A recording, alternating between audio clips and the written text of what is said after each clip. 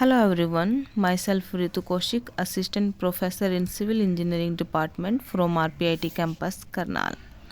Today we are going to discuss about the factor affecting duty of water.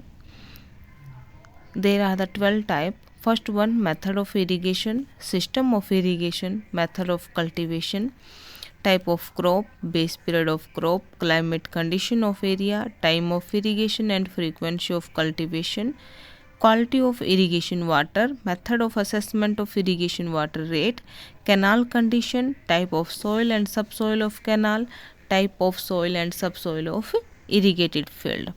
ठीक है, one by one हम इन सबको discuss करेंगे. First one, method of irrigation.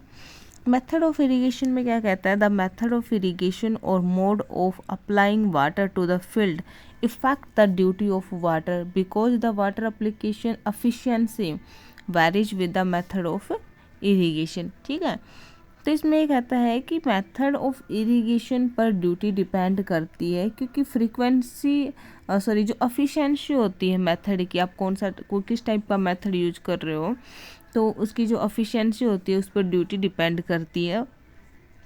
Next कहता है the drip irrigation method is most efficient method and duty is very very high.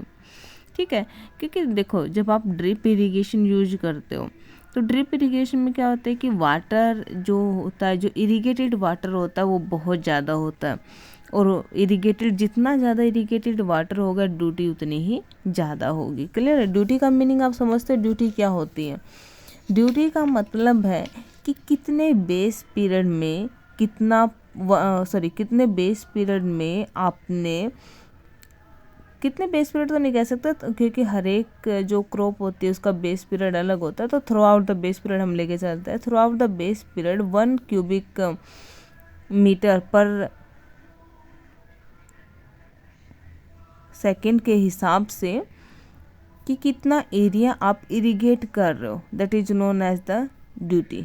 ठीक है, ये हम लास्ट वीडियो में वैसे डिस्कस भी कर चुके हैं, तो नॉर्मल से मैं आपको समझा रही हूँ अभी कि मान लो हम एक एग्जांपल के थ्रू बता देती हूँ. हमने राइस लिया, तो राइस का बेस पीरियड मान है हमारे पास 120. ठीक है, जहाँ से हम फर्स्ट वाटरिंग से लेकर लास्ट वाटरिंग तक हम बेस पीरियड ले रहे हैं, कितना है? 120 डेज.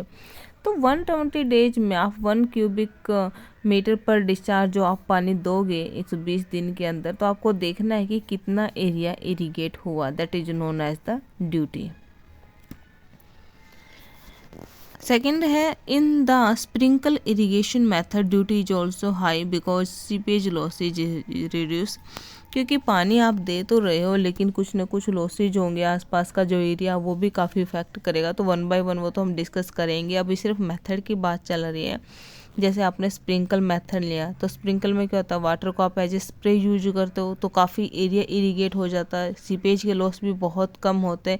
लेकिन स्प्रिंकल मेथड को आप हर जगह यूज नहीं कर सकते. मान लो आपके पास राइस की क्रॉप है, तो वहाँ पे क्या स्प्रिंकल मेथड यूज करोगे? नो, नहीं कर सकते. ठीक है, लेकिन इसमें ड्यूटी हमारी हाई होती है क्योंकि इरिगेटेड एरिया बहुत ज़्यादा होता है. Surface irrigation method duty is low. Surface irrigation method में ड्यूटी लो क्यों होती है? क्योंकि आसपास का जो एरिया है, जो सीपेज लॉसेज होते हैं वो काफ़ी इसको इफ़ेक्ट करते हैं. तो इस वजह से क्या होता है, सरफेस इरिगेशन मेथड में ड्यूटी क्या होती है? लो होती है. क्लियर? ड्यूटी का मीनिंग समझ आया कि कितना एरिया आप इरिगेट कर रहे हो through out the base period, उसको पानी आप जो दे रहे हो. यही है रीजन है कि ड्रिप और स्प्रिंकल इरिगेशन में ड्यूटी हमारी हाई होती है, जबकि सरफेस इरिगेशन मेथड में ड्यूटी हमारी क्या रहती है? लो. नेक्स्ट रहेगा हमारे पास सिस्टम ऑफ इरिगेशन, कि आप किस टाइप का सिस्टम दे रहे हो. In the perennial irrigation system, ये मैंने अभी भी बताया था मेथड में भी, कि हमारे पास 2 टाइप के सिस्टम होते हैं. एक होता है पेरेनियल सिस्टम और एक होता है इनअंडेशन सिस्टम. पेरेनियल सिस्टम में क्या होता है कि आप कॉन्टीन्यूस पानी दिए जा रहे हो सॉरी.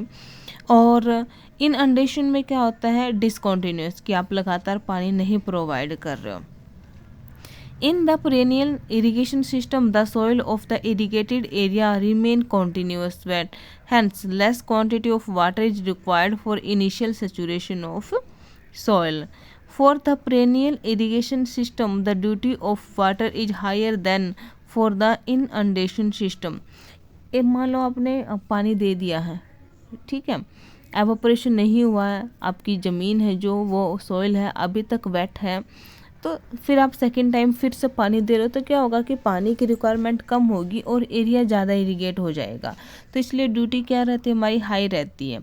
लेकिन इनअंडेशन में क्या होता है कि पानी आपने एक टाइम दे दिया, फिर आप पता नहीं कब दे रहे हो पानी, तो तब तक वो एरिया है जो वो ड्राई हो जाता है, ड्राई फॉर्म में आ जाता है और दोबारा उसको इतना ही रिक्वायर्ड होती है इरीगेट होने के लिए, तो वहाँ पर हमारी क्या रहती है, ड्यूटी लो रहती है। In case of tank irrigation duty is high, while in canal irrigation the duty is low. Next है हमारे पास मेथड ऑफ कल्टीवेशन। कल्टीवेशन में क्या होती है, जैसे प्लगिंग हम बोलते हैं, जो बॉय बोलते हैं हम, वो कौन सा मेथड आप यूज कर रहे हो। If the land is properly plugged up to the required depth and made quite loose before irrigated, this will reduce the number of watering and hence result in a higher duty of water। ये farmer हैं जैसे क्या करते हैं, कई बार tractor से plugging करते हैं, पहले ब्लॉक टाइप का सिस्टम था, तो आप मेथड यूज कौन सा कर रहे हो, आप ट्रैक्टर से कर रहे हो या फिर ब्लॉक से कर रहे हो। ट्रैक्टर में क्या होता है कि डीप, एक प्रकार से डीप प्लगिंग होती है as compare of block.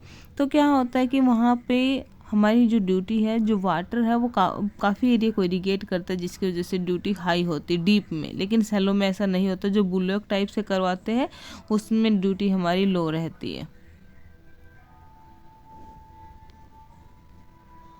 Next हमारे पास टाइप ऑफ क्रॉप। इसमें क्या होता है, different crop required varying quantity of water and therefore duty of water varies from crop to crop. The crop water required large quantity of water have lower duty water than of the crop which require less quantity of water। Clear है। Type of crop पे भी depend करेगा, क्योंकि बहुत सारी crop ऐसी होती है जिनको बहुत पानी की ज़रूरत होती है, बहुत सारी ऐसी होती है जिनको कम पानी की ज़रूरत होती है। I hope you all understand this point. इस वीडियो में हम इतना ही करेंगे, बाकी नेक्स्ट वीडियो में इसी टॉपिक को कंटिन्यू करेंगे।